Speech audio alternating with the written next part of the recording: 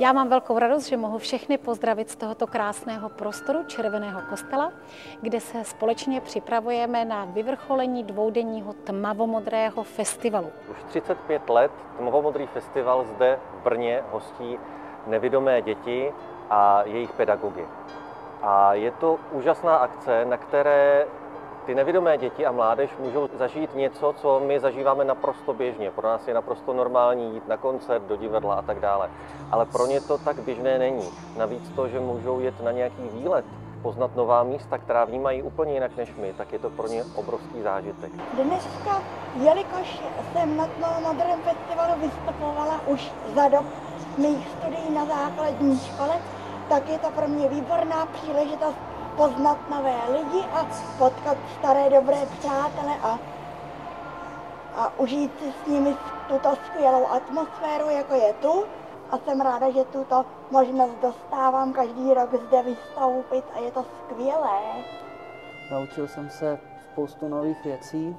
Tady na Tmavomodrém festivalu vystupuju poprvé, takže jsem na to zvědavej. A doufám, že to dopadne dobře a snad mi to dá nějakou novou zkušenost. Pro mě je tato zkušenost vlastně nová. Já už mám zkušenosti s dětmi, které měly třeba sluchový handicap, ale s dětmi, které mají handicap zrakový, tak s těma jsem ještě nepracoval. A dělali jsme včera takový hrozně hezký workshop na téma písnička. Byl jsem strašně příjemně překvapený tou kreativitou. Pro mě osobně je ta spolupráce s nevidomými mladými lidmi má několik rozměrů.